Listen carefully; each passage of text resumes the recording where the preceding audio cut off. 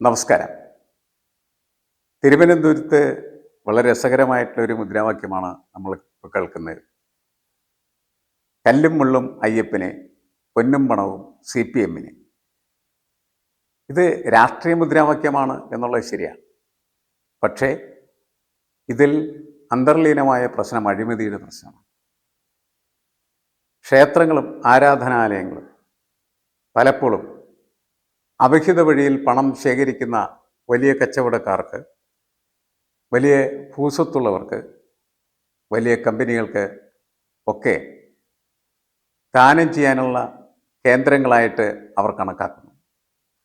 ശബരിമലയിൽ വിജയ് മല്ലയ്യ എന്ന് പറയുന്ന കച്ചവടക്കാരൻ മാത്രമല്ല, അദ്ദേഹം വലിയ തരത്തിൽ ടാക്സ് വെട്ടിപ്പ് നടത്തിയതും കള്ളപ്പണ ഇടപാട് നടത്തിയതും ഒക്കെ പറഞ്ഞ് കേന്ദ്ര ഗവൺമെൻറ് പിടികൂടാൻ നടക്കുന്ന പിടികിട്ട പുള്ളിയാണ്. അദ്ദേഹം ഇപ്പോൾ ലണ്ടനിലാണ്.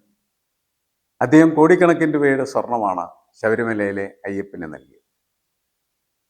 ആ സ്വർണവും അതിനുശേഷം പിന്നീട് പല ബിസിനസ്സുകാരും നൽകിയ സ്വർണവുമൊക്കെ ഇപ്പോൾ ശബരിമലയിൽ കാണാനില്ല എന്നാണ് വാർത്ത. അല്ലെങ്കിൽ ശബരിമലയിലെ ദ്വാരപാലക ശില്പത്തെ പൊതിഞ്ഞിരുന്നായിട്ടുള്ള സ്വർണ്ണപ്പാളികൾ, അതാണിപ്പോൾ വിവാദമായിരിക്കുന്നത്. ബാക്കിയുള്ള വിവാദങ്ങളിലേക്ക് ഇനി വരും ദിവസങ്ങളിൽ ചിലപ്പോൾ കടന്നേക്കാം. ക്ഷേത്രങ്ങളെ ചുറ്റിപ്പറ്റിയുള്ള ഈ കൊള്ളയും അഴിമതിയും വിശ്വാസത്തിൻ്റെ തുടർച്ചയാണ്. വിശ്വാസികളുടെ രൂപത്തിലാണ് കള്ളന്മാർ ക്ഷേത്രങ്ങളിൽ ഇഴഞ്ഞു കയറുന്നത് നമുക്കറിയാം.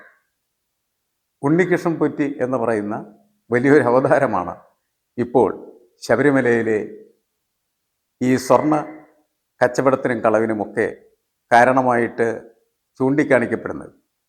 ഉണ്ണികൃഷ്ണൻ പൊറ്റി കുറേ കാലമായി ശബരിമലയിൽ ഭക്തരുടെ വലിയ ആരാധനാമൂർത്തിയായിട്ട് നടക്കുകയായിരുന്നു. നമ്മളുടെ പ്രിയപ്പെട്ട സിനിമാ നടൻ ജയറാം വരെ അദ്ദേഹത്തിൻ്റെ ആരാധകനാണ്. അങ്ങനെ ശബരിമല ക്ഷേത്രത്തിൽ നിന്ന് അഴിച്ചെടുത്ത സ്വർണ്ണപ്പാളികൾ ഉണ്ണികൃഷ്ണൻ പോറ്റി ഇവിടെ നിന്ന് കൊണ്ടുപോവുകയും പലയിടങ്ങളിലും പ്രത്യേകമായിട്ടുള്ള പൂജ നടത്തി ആ പൂജ നടത്തുന്ന ഇടങ്ങളിലേക്ക് ഭക്തന്മാരെ, പ്രത്യേകിച്ച് സമ്പന്നരായിട്ടുള്ള ഭക്തന്മാരെ, അല്ലെങ്കിൽ വലിയ തോതിൽ ബിസിനസ് നടത്തുന്ന പലതരങ്ങളിലും പണം വരുന്നതായിട്ടുള്ള ആളുകളെ, റിയൽ എസ്റ്റേറ്റുകാരെ ഒക്കെ വിളിച്ച് മഹത്തായിട്ടുള്ള പൂജാകർമ്മങ്ങളൊക്കെ നിർവഹിക്കുകയും അവരിൽ നിന്ന് അദ്ദേഹം പണം വാങ്ങുകയും ചെയ്യും.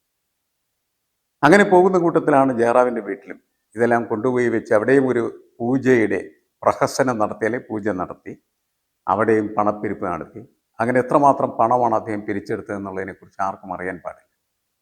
ഇതെല്ലാം എങ്ങനെ സംഭവിച്ചു എന്നുള്ളത് പൊതുസമൂഹത്തിന് അറിയേണ്ടതൊരാവശ്യമാണ്. പൊതുസമൂഹത്തിൽ വരുന്ന വലിയ ഒരു ജനക്കൂട്ടം ഭക്തരായ ശബരിമലയിൽ പോയി നിരന്തരം കാണിക്ക സമർപ്പിക്കുന്ന ആളുകളാണ്.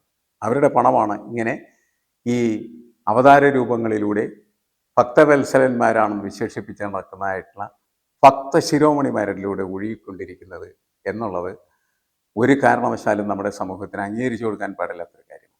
അതിൽ ശക്തമായിട്ടുള്ള അന്വേഷണം ആവശ്യമാണ്. ഇവിടെ നിന്ന് ആരുടെ ഉപദേശപ്രകാരം, ആരുടെ അനുവാദത്തോടു കൂടിയാണ് ഇതെല്ലാം പൊളിച്ചുകൊണ്ടുപോയത് എന്ന ചോദ്യത്തിന് ഇതുവരെ ഉത്തരം നൽകാൻ ദേവസ്വം ബോർഡിന് കഴിഞ്ഞിട്ടില്ല എന്നുള്ളതാണ്. എന്നുവെച്ചാൽ ഈ വിഷയത്തിൽ തിരുവിതാംകൂർ ദേവസ്വം ബോർഡ് വിചാരണ ചെയ്യപ്പെടേണ്ട തലത്തിൽ നിൽക്കുകയാണ് ചെയ്യുന്നത്. അവർക്ക് നേതൃത്വം കൊടുക്കുന്നതായിട്ടുള്ള പിണറായി സർക്കാരും വിചാരണ ചെയ്യപ്പെടേണ്ടത് ആവശ്യമാണ്.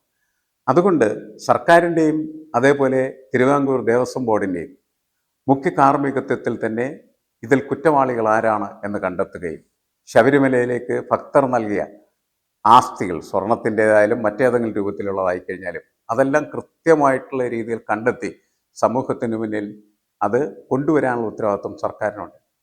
ഈ സ്വർണ്ണ ഇടപാടുകളിൽ മാത്രമാണോ ശബരിമലയിൽ അഴിമതി നടക്കുന്നത്? ഇല്ല, അവിടെ തൊട്ട എല്ലാ കാര്യങ്ങൾക്കും അഴിമതികൾ നടക്കുന്നു എന്നുള്ളതാണ്. അഴിമതിക്കാരായിട്ടുള്ള ആളുകളാണ് അയ്യപ്പനെ ചുറ്റി നിൽക്കുന്നത്, അയ്യപ്പനെ പൊതിഞ്ഞു നിൽക്കുന്നത് എന്നുള്ള കാര്യത്തിൽ തർക്കമില്ല. അരവണ പായസത്തിൻ്റെ പാക്കറ്റുകളുടെ വലിയ ടെൻഡറുകൾ കൊടുക്കുന്ന സമയത്ത് പോലും കോടിക്കണക്കിന് രൂപയുടെ അഴിമതി നടക്കുന്നു എന്നുള്ളത് എല്ലാവർക്കും അറിയാവുന്ന ഒരു കാര്യമാണ്. എല്ലാവർക്കും അറിയാമെങ്കിലും ആർക്കും ഒന്നും ചെയ്യാൻ പറ്റാത്ത തരത്തിൽ കാലാകാലമായിട്ട് മാറി മാറി വരുന്ന സർക്കാരുകളുടെ കാലത്ത് നടന്നുകൊണ്ടിരിക്കുന്ന കൊള്ളയാണ്. അപ്പോൾ അത്തരം കൊള്ള നടത്തുന്നതിനുള്ളൊരു കേന്ദ്രമായിട്ട് ഭക്തി അവർക്ക് സൗകര്യമൊരുക്കി കൊടുക്കുന്നു എന്നുള്ളതാണ്. ഭക്തിയുടെ പേരിൽ എന്ത് ചെയ്താലും ആരും ചോദ്യം ചെയ്യാൻ പാടില്ല എന്നുള്ളതാണ്. അങ്ങനെ ഭക്തി വെച്ച് അല്ലെങ്കിൽ ദൈവവിശ്വാസത്തെ ഉപയോഗിച്ച് വലിയ തരത്തിൽ കൊള്ള നടത്തുന്ന കുറേ ആളുകളുടെ ആവാസ കേന്ദ്രങ്ങളായി ഇതെല്ലാം മാറിക്കൊണ്ടിരിക്കുകയാണ് ചെയ്യുന്നത്. ഇതിനെ കൃത്യമായിട്ട് തിരിച്ചറിഞ്ഞ് അത് പൊളിച്ചടുക്കി സാധാരണ ജനങ്ങളുടെ സാധാരണ ഭക്തനാണ്, അവർ വെറും സാധാരണക്കാരായ മനുഷ്യരാണ്, അവരിപ്പോഴും വലിയ വിശ്വാസത്തിൽ തന്നെ, ആ വിശ്വാസത്തിൻ്റെ പുറത്താണ് അവരെ എല്ലാ കാര്യങ്ങളും നിർവഹിച്ചുകൊണ്ടിരിക്കുന്നത്. അവർ അയ്യോ പാവങ്ങൾ, അവർ പറയും അയ്യപ്പനോട് കളിച്ചാൽ അയ്യപ്പൻ കളി പഠിപ്പിക്കും എന്നവർ പറയും. അതൊക്കെ പറച്ചിൽ മാത്രമാണ്. പക്ഷെ അയ്യപ്പനെ ചൂണ്ടി അയ്യപ്പനൊപ്പം നിന്ന് അയ്യപ്പനെ പൊതിഞ്ഞു നിന്ന് അയ്യപ്പനെ കട്ട് തിന്നുന്ന ആൾക്കാർ അവർ പന പോലെ വളരുന്ന കാഴ്ച നമ്മൾ കാണാം. പാർട്ടികളിലായാലും മത ജാതി സാമുദായിക മേഖലകളിലായാലും ആരാധനാലയങ്ങളായാലും അഴിമതിക്കാർക്ക് വളരുന്നതിന് ആവശ്യമായിട്ടുള്ള വളം ലഭിക്കുന്ന കാലമാണ്. അവർ മാത്രമാണ് വളരുന്നത്. സാധാരണക്കാർ, സത്യസന്ധർ, നിഷ്കളങ്കരായിട്ടുള്ള ആളുകൾ, അവർക്കിന്ന് വെക്കാനതും ദുരിതമായിരിക്കും.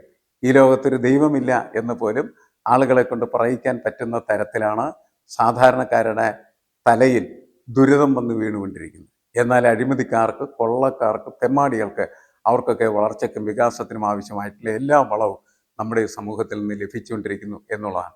എന്തായാലും ഈ വിഷയത്തിൽ വളരെ കർക്കശമായിട്ടുള്ള അന്വേഷണം നടത്തുകയും കുറ്റക്കാരായാലും ആരായാലും അവരെ വെളിച്ചത്ത് കൊണ്ടുവരികയും അവരെ നിയമത്തിന് വിധേയമാക്കുകയും ആവശ്യമെങ്കിൽ അവരെ കൽത്തുറങ്കിൽ അടക്കുകയും ചെയ്യേണ്ടത് ആവശ്യമാണ്.